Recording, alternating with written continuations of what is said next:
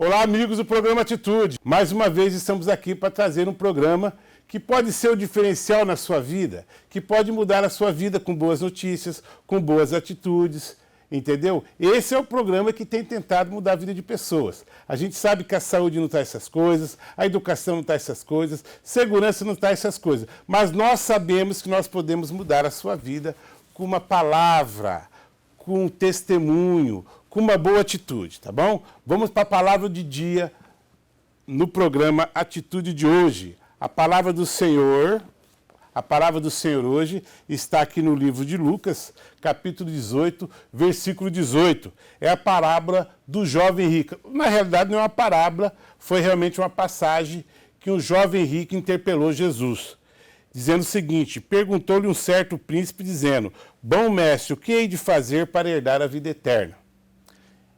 E Jesus fala: olha, por que me chama de bom? Não tem um bom sequer, a não ser meu Pai que está no céu. E Jesus fala para ele: olha, você precisa cumprir os 10 mandamentos. E ele falou: olha, eu já cumpro os 10 mandamentos desde a minha mocidade. E Jesus fala: olha, mesmo que te falte alguma coisa, vende tudo que tu tens, distribui com os pobres, vem e me siga. E o jovem ficou extremamente triste. E Jesus fala: olha, é mais fácil um camelo passar pelo buraco de uma agulha do que um rico se salvar. Me chama a atenção nessa parábola, nessa passagem, a seguinte situação. Esse cara, ele era um cumpridor da lei. Ele era um religioso. Ele não cumpria os 10 mandamentos porque ele amava a Deus. Ele cumpriu os 10 mandamentos para manter o que ele tinha. Entendeu? Olha, se você cumprir aqui os 10 mandamentos, você nunca vai perder a sua fortuna. Uma outra situação também que eu acho que também foi a mesma situação, foi a passagem de Jó. Porque Jó, ele era o homem mais rico daquela região. E aí Deus tira tudo dele e deixa ele ainda doente. Depois que ele está doente, que ele se recupera desse momento, ele fala: Senhor, antes eu te conhecia de ouvir falar. Hoje eu te conheço de ter uma experiência contigo. Então, Jó não era temente a Deus. Jó era temente para manter o que tinha. Quando Deus tirou tudo dele, ele entendeu que ele só tinha Deus. Ele entendeu que os bens materiais não podiam ter peso na vida dele. E o jovem rico, mesma coisa. Ele cumpriu os 10 mandamentos para manter a riqueza dele. Ele provavelmente era aquele cara que ia no culto todo domingo, que jejuava, que orava, mas o coração dele estava no dinheiro. A palavra do Senhor diz: me mostre aonde está o seu coração, que ali eu vou te mostrar onde está o teu tesouro. E esse jovem rico, ele não tinha um coração em Deus. O coração dele era no dinheiro que ele tinha. Tanto que quando Jesus fala: olha, pega tudo que você tem, vende, dá aos pobres e me siga. Diz que ele fica muito triste e sai de perto de Jesus. Ele nunca conseguiu vender o que ele tinha. Ele nunca conseguiu desapegar do dinheiro que ele tinha para seguir a Deus. Talvez a gente é displicente na educação dos nossos filhos, a gente é displicente na companhia dos nossos pais, para dizer: filho, eu tenho que trabalhar para trazer o sustento para casa. Nossos filhos às vezes ficam até se sentindo culpados. Nossa, eu não tenho meu pai porque meu pai vive trabalhando para me sustentar. Olha o peso que a gente joga sobre nossos filhos. A questão da palavra aqui, Deus queria saber aonde está o coração desse jovem. Jesus sabia, dentro da sabedoria dele, ele saberia que a atitude daquele jovem seria essa. Quando fala, é mais fácil um camelo passar pelo fundo de uma agulha, a agulha era um portal bem grandão, bem grande, bem alto, que tinha nas entradas da cidade para os camelos entrarem. Tá? Não é agulha que a gente é acostumado a fazer crochê, que a gente é acostumado a costurar. Não é isso, tá? Você pode procurar. A agulha era um portal onde os camelos passavam. Era apertadinho tal, mas era alto. Mas Jesus falou muito claramente, olha, é mais fácil um camelo passar por uma agulha do que um rico se salvar. Para que você serve Deus? Para conquistar riquezas? Materiais? Essa teoria da prosperidade com Deus, para mim, é a maior furada que tem no planeta Terra.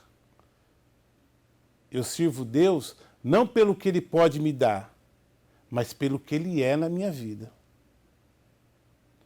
Deus não me deve nada. Tudo que eu quero de Deus é a chance de para Ele trabalhar. É isso. Não ande atrás de Deus procurando riqueza. Ah, vou servir Deus porque eu preciso trocar de carro. Vou servir Deus porque eu preciso sair do aluguel. Procure primeiramente o reino de Deus e as demais coisas vos serão acrescentadas. Se Deus te der uma casa, Ele é Deus. Mas se Ele não te der uma casa, Ele tem que continuar sendo Deus. Amém? Entendeu? Fica essa palavra para você. Aonde está o seu coração, ali vai estar o seu tesouro. Amém? No programa de hoje eu recebo a professora Alessandra Salles. Ela é professora de educação infantil. Ela dá aula para uma turminha de 4 anos de idade. E ela tem dado a aula via online, né? Pela internet. E ela veio falar para a gente dessa experiência, ela veio falar do comportamento das crianças, ela veio falar que teve que se reinventar nesse tempo de pandemia. Então, vai ser muito bom para você também se reinventar, tá bom? E ela diz que os pais têm sofrido muito com essas crianças dentro de casa. Então, ela também vai dar umas dicas, tá bom? No ar, trazendo uma palavra, trazendo informação, trazendo muita, muita esperança para a sua vida. Programa Atitude, agora.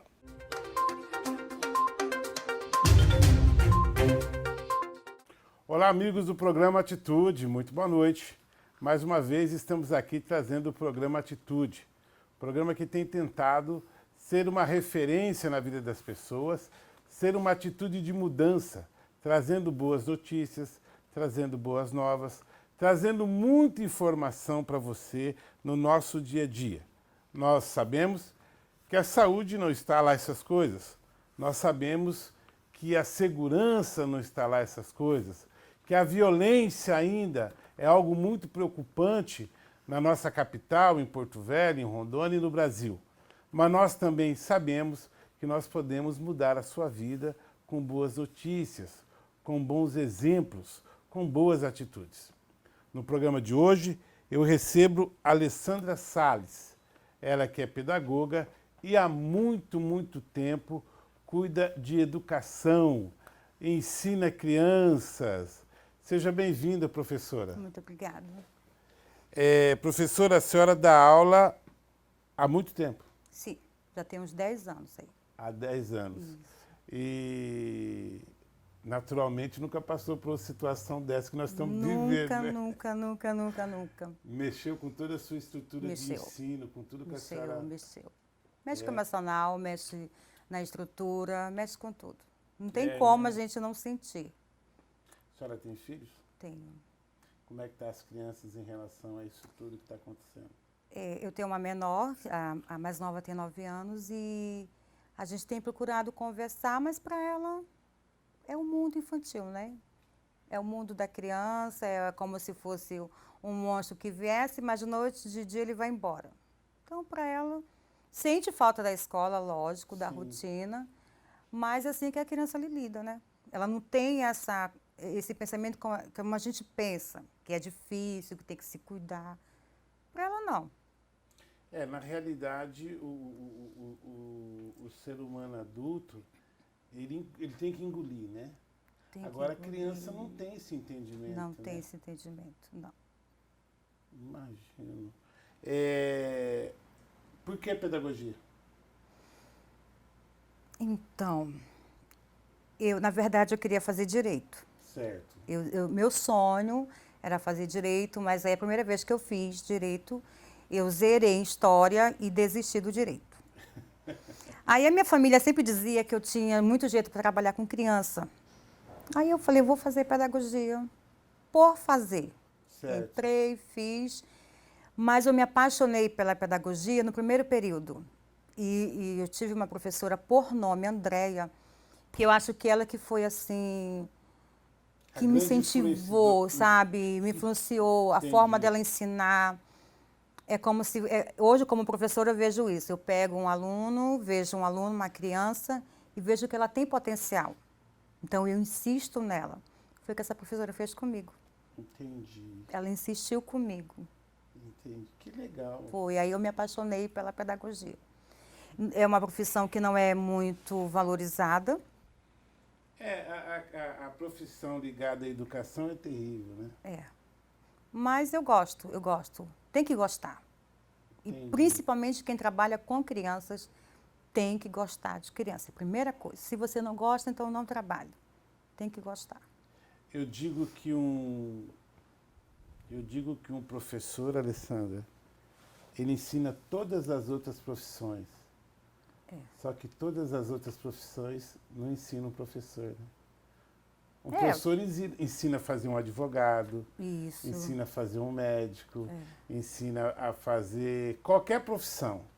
Agora, as outras profissões, elas são específicas da profissão. Não consegue formar um professor. Não consegue formar, é verdade. Essa parte da aprendizagem, da formação, é verdade. Entendeu?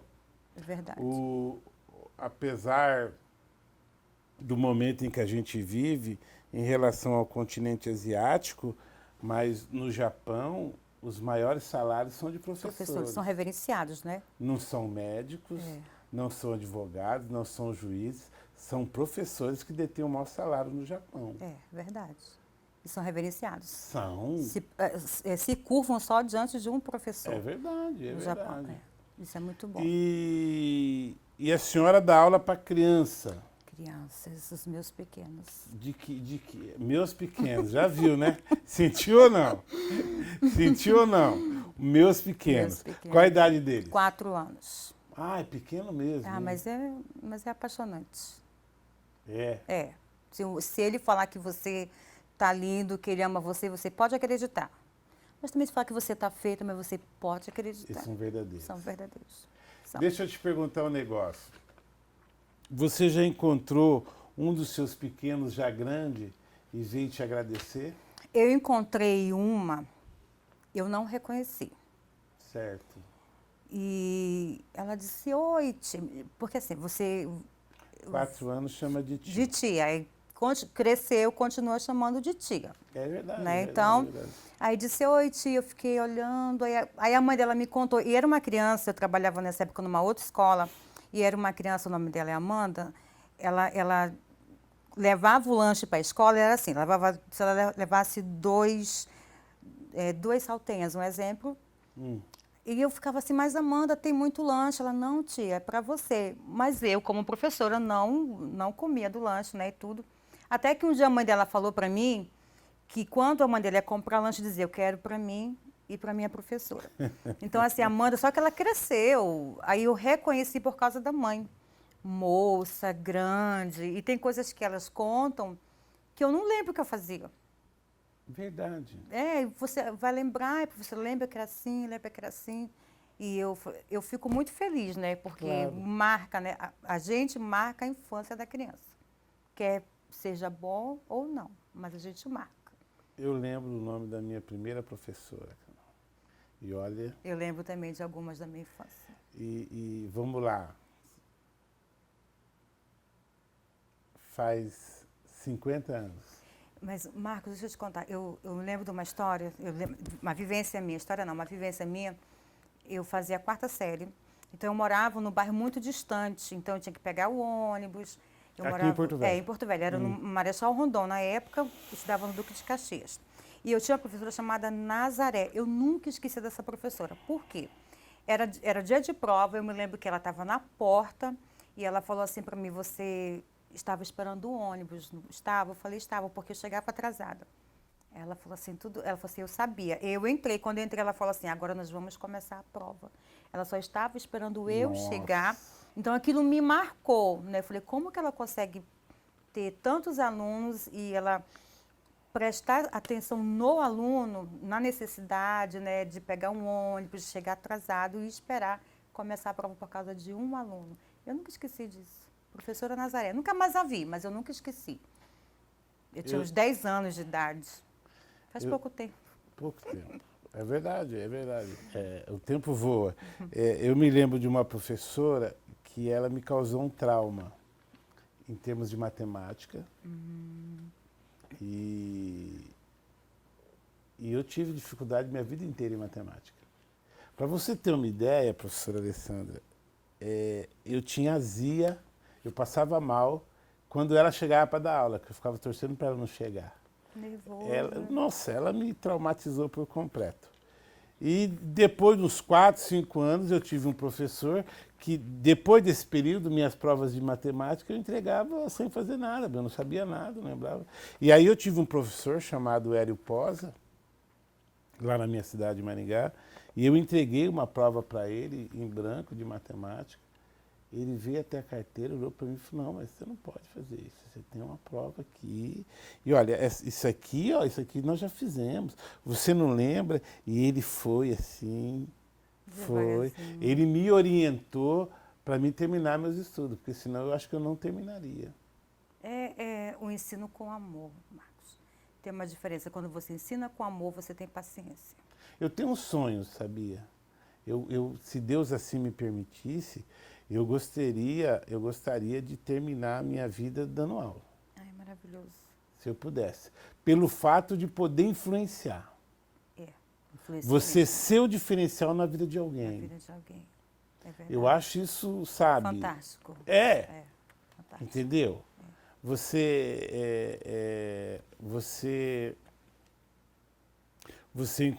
encontrar uma pessoa, ou nem encontrar, talvez encontrar alguém e falar, rapaz, você sabia que uma vez você teve uma atitude perto de uma pessoa e você influenciou aquela vida dessa pessoa nesse sentido? Quando eu encontrei minha professora Andréia, muitos anos depois, em um determinado lugar, eu olhei para ela e falei, eu te conheço. Isso já tinha passado muitos anos. Ela falou assim, eu também te conheço. E eu contei para ela por que eu me tornei professora. Por causa dela. Porque assim, ela pegava muito no meu pé. Eu fazia resenha, texto, ela voltava e dizia, você pode fazer melhor. Olha aí. Só que aquilo eu não gostava. Na época, eu não gostava. Era uma pegação no pé na nossa mente. Na nossa mente, né? E era só comigo. E eu falava assim, por que você não faz? Ela falava assim, vai lá e faz. Aí eu voltava e começava a fazer. Quando eu contei para ela, ela começou a chorar. Nossa. Ela chorou, né? Me abraçou e tudo. Nunca mais eu a vi. Ela estava dando aula na Uni um tempo desse. Não sei se ainda está. Mas ela era assim, uma excelente professora, excelente. Ela era daquela que... Não desistia do aluno. Não desistia. Ela parava, ela sentava com a gente. Às vezes ela estava no carro, passava no carro, a gente na parada, ela voltava, sentava e ensinava. Ela era assim, nossa, uma inspiração. É uma professora assim, que ela inspirava a gente a estudar, a ser como ela. Aquela paixão, aquela dedicação. Porque às vezes o professor ele até vê o problema no aluno, problema não, a dificuldade, né? Certo. No aluno, mas às vezes não ajuda, não procura entender, ou então mudar uma forma de ensinar o aluno. Né? Procurar um termo onde consiga ter o melhor aproveitamento. Eu tenho alunas de 4 anos que elas são inteligentíssimas. Você conta uma história, se você pedir para ela reproduzir, ela reproduz igualzinho a história. Qual o nome dela? Isis Valentina. Eu contei até nas reuniões, eu conto, né, para os pais. Então, o que a gente faz? Eu vou incentivar ela a leitura. Claro. A leitura, a criatividade, a contar a história, porque assim, eu fico impressionada. E eu falava muito isso para ela, falava assim, Isis, você é muito inteligente. Porque assim, enquanto eu conto a história para uma, ela conta em detalhes Nossa. a história, que eu ficava assim, 4 anos. Tu acha que uma criança de 4 anos não tem essa criatividade, não tem essa inteligência? Mas tem. Tem. E é aí que você tem que investir nisso, né? Aí eu sempre aconselho aos pais, compra livros, procura ela escrever, como às vezes não escreve, mas faz um desenho, conta por meio de desenho uma história e vai. E daí é só sucesso. É investir na criança para que a sociedade amanhã seja uma sociedade melhor. Claro. Né? De empresas que tenham funcionários bons, criativos, de bom desempenho. Não tem mais livro, não tem mais caderno de caligrafia, né? A gente usa na escola. Ah, vocês usam? Nós temos o livro de caligrafia. Pô, que legal, cara. Temos. É assim, hoje em dia não é aquela coisa tão obrigatória como se era antigamente, mas a gente usa. É importante, né? O caderno de caligrafia. A minha mãe, ela me forçou Quem que não fazer força? caligrafia. Nossa, eu aprendi matemática embaixo de muita cinta, muita peia. Mas eu confesso que alguns empregos eu arrumei por causa da minha caligrafia. Tá vendo aí? É. Vai pensando aí, nós vamos para um intervalinho, mas eu quero que você me responda.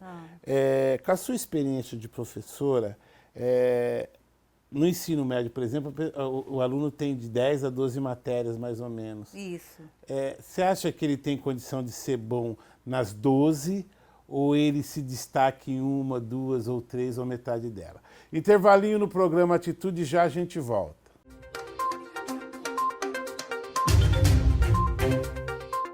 De volta com o programa Atitude, eu recebo aqui a Alessandra Salles. Chegou aqui quietinha, ninguém sabia quem era, Diego. É a irmã do Mário, rapaz. Olha aí, tá vendo? Professora, você acha que um aluno tem capacidade de ser bom em 10 matérias, por exemplo? Ou ele pode ser bom num determinado metade ou não tanto? Ele pode ser bom em tudo ou não tem condição? A gente não é bom em tudo. A gente tem aptidão, né, um talento para algumas coisas. Mas não tudo. Em tudo não tem jeito. Às vezes a pessoa pode ser boa em exatas, mas não escrever bem. Né? Não escrever bem, não conseguir um raciocínio de uma dissertação, por exemplo. Tem gente que dá show em dissertação. É verdade. Mas se você coloca ela para fazer uma exatas, ela não consegue. Matemática. Então não exija do seu filho 10 em tudo não, tá bom? Tá aqui uma especialista da área. Nós estamos vivendo um momento diferente, nós nunca vivemos essa situação. Situação de pandemia. E as coisas estão mudando. Nós fomos entrevistar a repórter Fransuíse Almeida, foi entrevistar algumas crianças para saber como é que está o comportamento das crianças nessas novas mudanças. Fransuíse, traz a matéria para a gente, por favor. Embora o novo decreto tenha autorizado o retorno de algumas atividades, aqui na capital ainda existem alguns segmentos que só irão retornar no mês de maio, a partir de maio na realidade. Porém, o setor de educação continua com as aulas virtual. E a mudança pegou todo mundo de surpresa, ninguém esperava uma pandemia, né? Tremendo 2020. Porém, o importante dizer que não só os pais, professores, mas principalmente a criançada está precisando se reinventar e lidar com todas as mudanças. Estudante do Pré-1, a Raíssa, de apenas 3 anos, assiste às videoaulas ministradas pela professora, a mãe dela recebe as atividades por e-mail, transcreve para o caderno e a Raíssa tem que responder. Agora você vai conferir o trecho de um vídeo enviado pela Raíssa. Oi, professora. Boa tarde. Eu vou fazer minha tarefa bem colorida que a senhora pediu. Para mim fazer tarefa e beijo. Tchau. Importante dizer que não apenas as instituições particulares, mas também a instituição pública permanece com as aulas virtuais. Que bacana, né? Na crise, crie. Eu volto com você, Marcão. Professora, a senhora conhece essa aluna? Conheço, é a Raíssa, minha aluna. É a sua aluna? Minha aluna. Uhum. E como é que a senhora achou que ela está reagindo? A Raíssa é uma menina assim super, aquela que é apaixonada por ir para a escola. Gosta de estar na escola, gosta de estudar. Esse vídeo que ela mandou foi após uma videoaula que a gente fez, porque foi assim. Quando o governador saiu o decreto que ninguém esperava a suspensão das aulas, a gente já vinha trabalhando na escola os cuidados, né, de lavar as mãos, intensificamos, na verdade, né, lavar as mãos, levar a mão à boca. E falamos para a criança o que era o coronavírus. Começamos a trabalhar isso dentro das turmas na escola. Quando veio a suspensão, Didaticamente isso, ensinando. a gente montou um projeto, fazia, né? E tudo. Aí quando houve a suspensão, que foi numa segunda-feira, na terça não teve mais aula, a gente ficou de primeira assim, e agora? O que vamos fazer, né? Aí a coordenação pedagógica da escola nos trouxe, levamos atividades via e-mail para os pais. Aí tinha o caso de ver se todos os pais tinham e-mail, tinham acesso. Os que não tinham e não conseguiam imprimir, até porque fechou muita coisa, a escola forneceu, né, as atividades. O pai ia lá na escola, imprimia e fornecia as atividades. Na segunda semana foi que nós começamos as videoaulas, que foi isso aí. Então, o que a gente fez? O retorno era o seguinte, para saber que o aluno estava fazendo, gravava um vídeo ou mandava uma foto para a gente. E essa foi o primeiro vídeo que a Raíssa gravou, a primeira videoaula que ela assistiu e ela mandou para mim. Que foi muito fofo, muito lindo. Foi. Ela falando assim, né, que ia fazer tudo colorido, né, como a senhora pediu. Então, assim, isso para a gente foi assim, muito gratificante, porque eu confesso, Marcos, assim, que para nós foi um desafio. Né? Se reinventar. Se reinventar. A educação se reinventou. No meio dessa pandemia, eu costumo falar que a gente não deixou a peteca cair, mesmo debaixo de críticas, porque a gente recebeu muitas críticas. O professor não está preparado para isso. Como que a criança vai receber? E isso é uma coisa que a gente tinha que viver. Fazer para ver como ia acontecer. Então, a gente acompanha assim, por exemplo, a gente manda a videoaula da semana, manda as atividades, e a gente grava para que o pai tenha a possibilidade de assistir o horário que ele quiser, estiver disponível em casa, assiste com a criança. A gente trabalha os conteúdos que foram passados e a gente fica ali no WhatsApp trabalhando com os pais. Qualquer dúvida, o pai manda um WhatsApp. A professora não consegui, professora isso. Mas muito difícil eles perguntarem.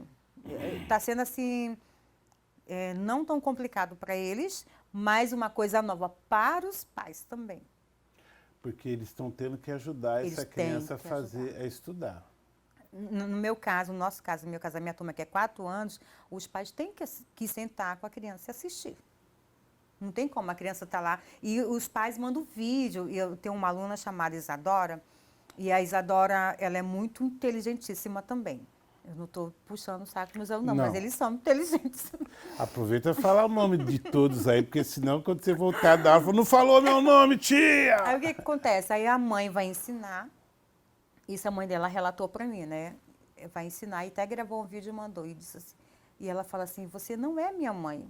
Ou você não é minha professora. Você não sabe ensinar como é minha professora. Eu quero ir para a minha escola.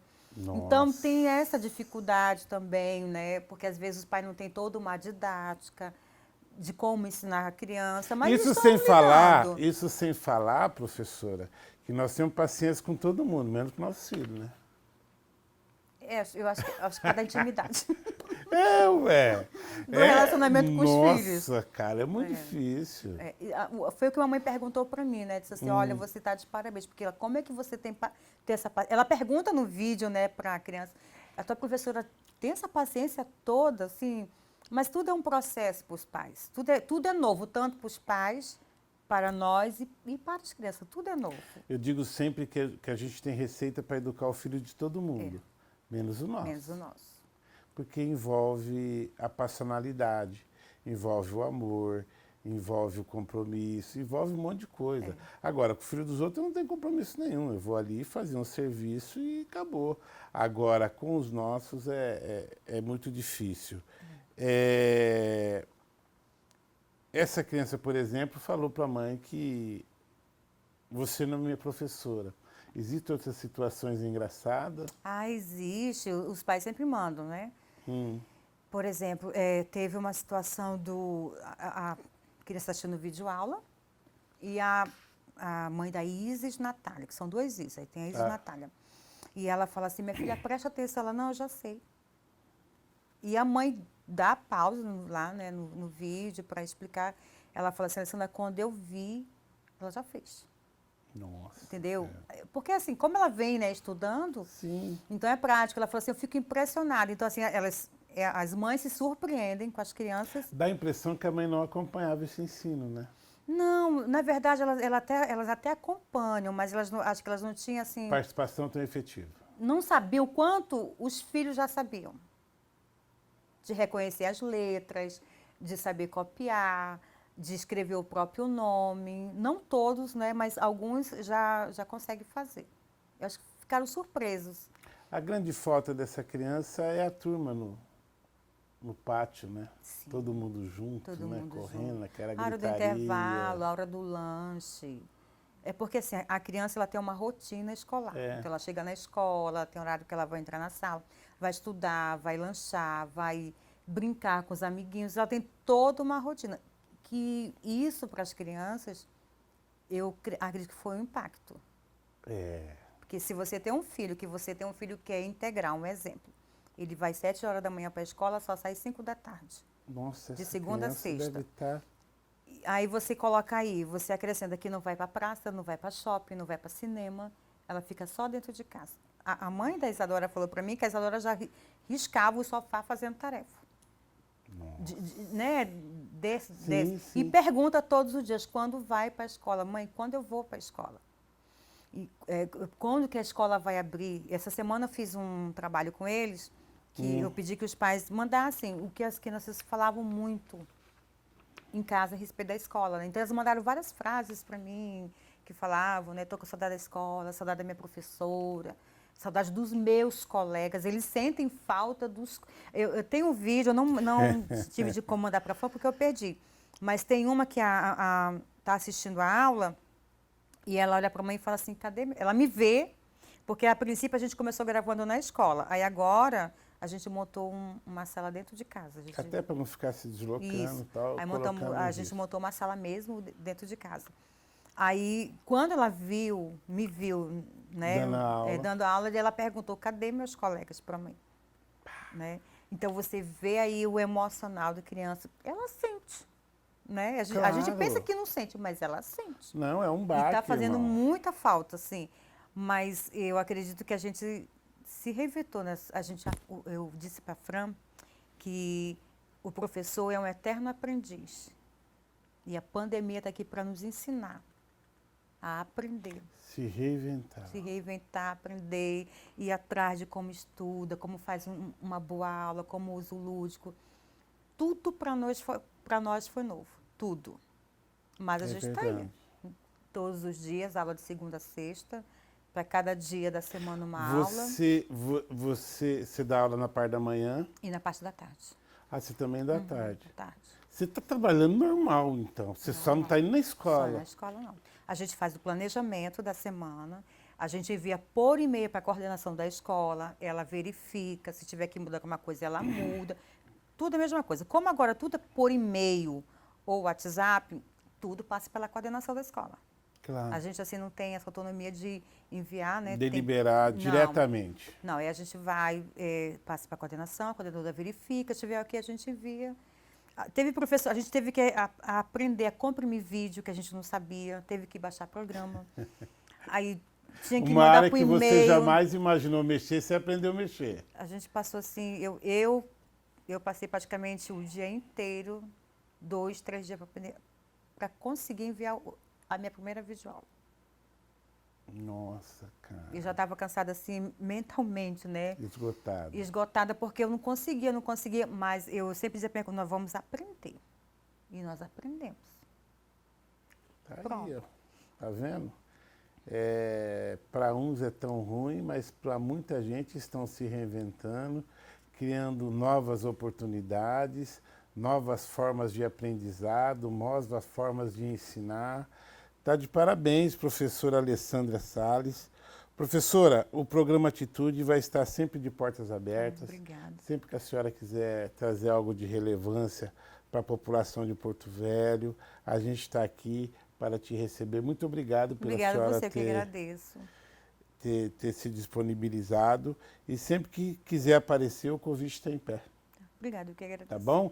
Se você pudesse mandar um recado para os seus alunos, fique à vontade. Não me faz chorar. Não, não, não, não. Só quero que a senhora mande um recado para os seus alunos. Eu quero falar que eu estou com muitas saudades, o meu coração está aqui, ó, e continua mesmo. Beijo para vocês. Que lindo. Eu abençoo a sua casa, eu abençoo a sua Amém. vida, professora Alessandra, a Amém. vida dos seus alunos, dos seus filhos em casa, os seus negócios. Eu abençoo essa cidade com a paz do Senhor Jesus. Amém. Tchau.